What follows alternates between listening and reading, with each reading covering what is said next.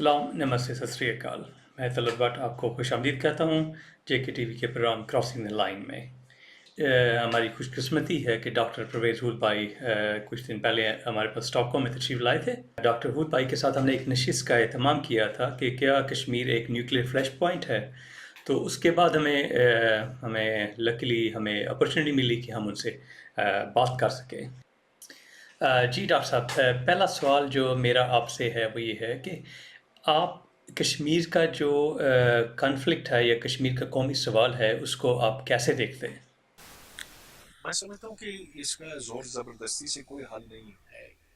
पाकिस्तान ने सबसे पहले 1947 में ये कोशिश की थी, फिर सन 65 में कश्मीर को आज़ाद करने के लिए हमने ऑपरेशन जिब्राल्टर का एहतमाम किया था, जिसके बाद जंग छिड़ गई। फिर हमने कारगिल में भी करके देखा, लेकिन इसका कोई फ़ायदा नहीं हुआ और हालात बिगड़ते चले गए। तो मैं समझता हूँ कि ये एक ऐसा मसला है जो सिर्फ मुज़ाकरात से ही हल हो सकता है हिंदुस्तान और पाकिस्तान के बीच में, और जिसमें कश्मीरी भी शामिल है। आप कुछ बताएंगे कि आपको ये कैसे कश्मीर की जो फ्रीडम मूवमेंट है या कश्मीर की जो स्ट्रगल है उसमें कैसे दिलचस्पी पैदा हुई और आपको जो डॉक्यूमेंट्री बनाने का ख्याल जो है वो कैसे आया? हर पाकिस्तानी के लिए मैं समझता हूँ कि कश्मीर बहुत ज़्यादा अहमियत का हामिल है, इसलिए कि हमारी तमाम तवज्जो इस मसले के ऊपर मरकूज कर दी गई है। और हमें ये बचपन से बताया गया कि कश्मीर पाकिस्तान की शाहबाग है, कि अगर कश्मीर हमारा ना हुआ तो हम घुट के मर जाएंगे। और इसी की खातिर फिर हमने 3 जंगें लड़ी हैं। जो दिफाई बजट है वो इतना बड़ा है कि दीगर ज़रूरियात के लिए कुछ रकम ही नहीं बचती, और एक जंग की जो फिजा बनाई जाती है मुसलसल, तो जाहिर है कि हर पाकिस्तानी फिर सोचता है कि आखिर इस मसले का हल क्या है। इस डॉक्यूमेंट्री का आपको रिस्पांस क्या मिला इंडिया, पाकिस्तान और कश्मीर से? जो डॉक्यूमेंट्री मैंने 2004 में बनाई थी, वो फिर पाकिस्तान में जगह जगह दिखाई गई, और फिर मुझे मौका मिला कि मैं हिंदुस्तान में भी जाकर ये दिखाऊं, और मुझे हर जगह बहुत अच्छा रिस्पांस मिला। और वो रिस्पांस इसलिए अच्छा था कि एक मारूजी अंदाज में दोनों तीनों फरीकों की बात सामने रखी गई, उन उनकी उमंगें, उनकी शिकायत, और एक इंसानी नज़रिए से ये डॉक्यूमेंट्री बनाई गई। तो हाँ, एतराज़ात भी हुए पाकिस्तान में भी, और हिंदुस्तान में तो 2 दफ़ा हालात काफ़ी बिगड़ गए, एक दफ़ा मुंबई में और एक दफ़ा दिल्ली में। मगर ठीक है, वो कम लोग थे, अक्सरियत में पसंद। जी डॉक्टर साहब, बताएंगे कि यानी क्या लीगल बेस है इंडिया पाकिस्तान की फ़ौज का कश्मीर के अंदर रखने का? इनका ये कहना है कि ये तो हमारा हिंदुस्तान का अटूट अंग है, कि यहाँ तकसीम जिस तरह से हुई थी उसके कवायद के मुताबिक ये तो हिंदुस्तान का हिस्सा है। इसलिए कि कश्मीर के महाराजा ने कहा कि मैं तो हिंदुस्तान के साथ रहूँगा। पाकिस्तान का ये कहना है कि नहीं, ऐसा नहीं हो सकता, कि यहाँ रायशुमारी होनी चाहिए, प्लेबिसाइट होना चाहिए। और कश्मीरी कहते हैं कि हम दोनों की बात नहीं मानते, हम जहाँ जाना चाहें हम जा सकते हैं, ये हमारा हक बनता है। जिस वक्त भी खुद मुख्तार कश्मीर के हामी कोई कश्मीर की आज़ादी की बात करते हैं हिंदुस्तान और पाकिस्तान से, तो उनको बड़ी आसानी के साथ कहा जाता है कि आप इंडिया के एजेंट हैं, पाकिस्तानी कहते हैं, और इंडियन कहें कि आप पाकिस्तानी हैं, पाकिस्तानी कहेंगे हम इंडियन एजेंट हैं। तो क्या कश्मीरियों की ख्वाहिशात को मद्देनजर न रखते हुए इनका ये कहना है कि ये तो हमारा हिंदुस्तान का अटूट अंग है, कि यहाँ तकसीम जिस तरह से हुई थी उसके कवायद के मुताबिक ये तो हिंदुस्तान का हिस्सा है। इसलिए कि कश्मीर के महाराजा ने कहा कि मैं तो हिंदुस्तान के साथ रहूँगा। पाकिस्तान का ये कहना है कि नहीं, ऐसा नहीं हो सकता, कि यहाँ रायशुमारी होनी चाहिए, प्लेबिसाइट होना चाहिए। और कश्मीरी कहते हैं कि हम दोनों की बात नहीं मानते, हम जहाँ जाना चाहें हम जा सकते हैं, ये हमारा हक बनता है। آپ کیا سمجھتے ہیں کہ ہندوستان اپنے آپ کو ایک سیکولر ملک کہتا ہے، پاکستان اپنے آپ کو ایک اسلامی ملک کہتا ہے، لیکن اگر ہم کشمیر کو اسی تناظر میں دیکھیں کہ اگر کشمیری جو ہے میجورٹی جو مسلمان ہے، تو کیا ہم خود مختار نہیں رہ سکتے، یا کیا ہمیں صرف پاکستان کے ساتھ ہی ملنا ہے؟ نہرو کے زمانے میں سیکولرزم کی بات تو ہر طرف تھی. انڈیا اپنے آپ کو سیکولر کہتا تھا. اب اس چیز سے انڈیا ہٹ گیا ہے اور جس کی وجہ سے کشمیر میں بھی معاملہ بہت بگڑ گیا. پاکستان نے تو کبھی یہ کہا ہی نہیں کہ ہم سیکولر ہیں, ہم مسلمان ہیں, اور مسلمان ہونے کے ناطے سے کشمیر ہمارا ہے, کیونکہ وہاں وادی کشمیر میں اکثریت جو ہے وہ مسلمانوں کی ہے.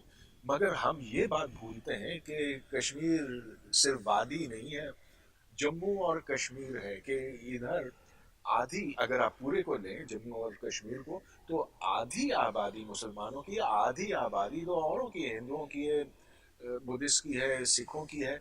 تو یہ مذہب کی بنیاد پر تقسیم جو ہے اس سے بس ایک اور پارٹیشن جیسی کیفیت پیدا ہو سکتی.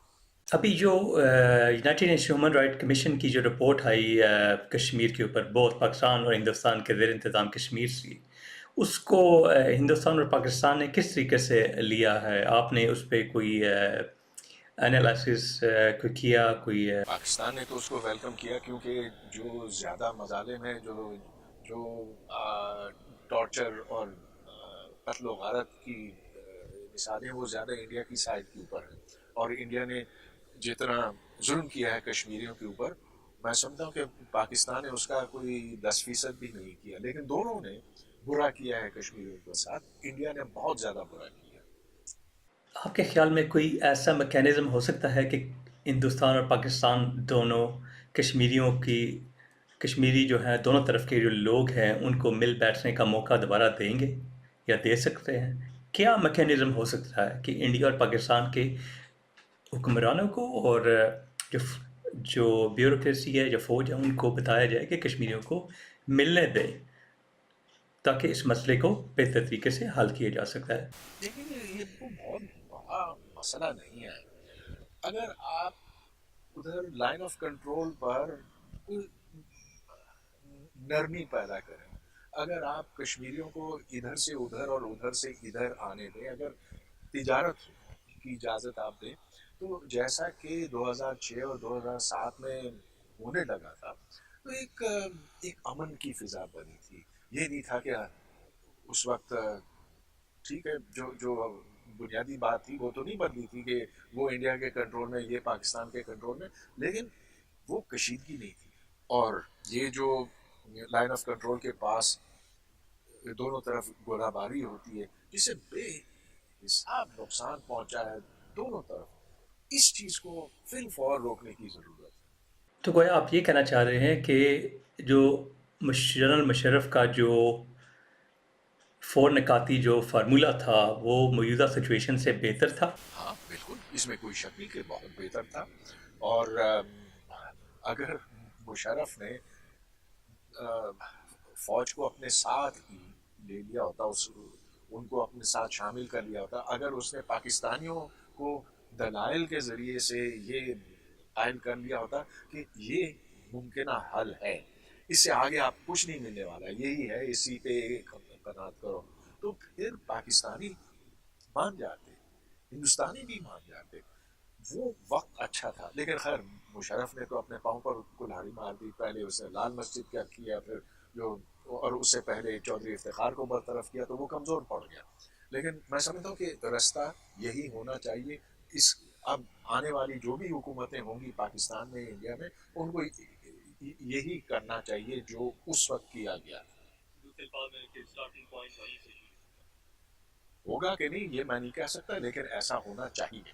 کیونکہ اب یہ دیکھ لیجئے, نیوکلیر ویپنز کے ہوتے ہوئے اب بارڈرز آپ تبدیل نہیں کر سکتے. جو لکیر کھینچی گئی ہے وہ لکیر رہے گی. آپ اس کو اب تبدیل نہیں کر سکتے, نہ انڈیا کر سکتا ہے, نہ پاکستان کر سکتا ہے. آپ کے کیا ویوز ہیں جو پاکستان کے زیر انتظام کشمیر ہے یا گلگت بلتستان ہے, وہاں پہ رائٹ آف سیلف ڈٹرمنیشن کی جو بات ہے وہ پاکستان کے ساتھ علاق تک مشروط کر دی جاتی ہے. جو بھی نیشنلسٹ فورسز ہیں ان کو الیکشن تک میں حصہ نہیں دینے دیا جاتا ہے. تو لیکن اب وہی پاکستان جو ہے رائٹ آف ڈٹرمنیشن کا چیمپئن پوری دنیا میں جا کے کہتا ہے کہ ہندوستانی کشمیر کے اندر جو ہے وہ جو کشمیری ہیں ان کو رائٹ آف ڈٹرمنیشن ملنا چاہیے کہ وہ ہندوستان کے ساتھ علاق چاہتے ہیں یا پاکستان کے ساتھ علاق کرنا چاہتے ہیں. ظاہر ہے کہ بہت غلط بات ہے. اور اگر پاکستان یہ کہتا ہے کہ ہندوستان نے اپنے عوام کو دبایا ہوا ہے، کشمیری عوام کو دبایا ہوا ہے، تو کیا ذرا اپنی طرف بھی تو دیکھیں. میں اور صرف یہ کشمیر کی بات نہیں ہے، بلوچستان کو دیکھیں.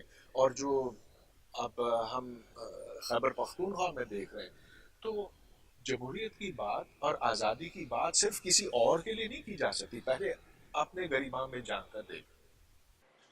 اندرا شیخ عبداللہ کا جو کارڈ ہوتا ہے 1950s میں، اس میں 35A ایک شک تھی کہ کشمیری جو ہے جو اسٹیٹ سبجیکٹ ہے، جو مہاراجہ کی اسٹیٹ تھی، اس کا جو سٹیزن ہے وہ ریاست کے درجہ اول کے باشندے ہیں اور غیر ریاستی باشندہ کوئی آ کے جاب اور یہاں کی زمین نہیں لے سکتا. اب سچویشن یہ ہے کہ ہندوستان کی گورنمنٹ جو ہے 35A کو ختم کرنا چاہتی ہے. ٹھیک ہے، لیکن پاکستان جا کے پوری دنیا کو یہ بتانے کی کوشش کرتا ہے کہ 35A جو ہے ہندوستان کو کشمیریوں کی کشمیریت کو ختم کرنے کے لیے ہے. بٹ ایٹ سیم ٹائم ریاست کی اس طرف جو پاکستان کے زیر انتظام ہے، اس میں گلگت بلتستان سے جو اسٹیٹ سبجیکٹ ہے وہ ہٹا دیا جاتا ہے 70s میں، اور آزاد کشمیر کو بھی اس کو ختم کرنے کی بار بار کوشش کی جاتی ہے. تو یہ کیا ڈبل سٹینڈرڈ جو ہے، یعنی انڈین کشمیر کے اندر جو ہے اسٹیٹ سبجیکٹ جو ہے وہ ختم نہیں ہونا چاہیے، لیکن یہاں پہ جو ہے اس کا کوئی مسئلہ نہیں ہے.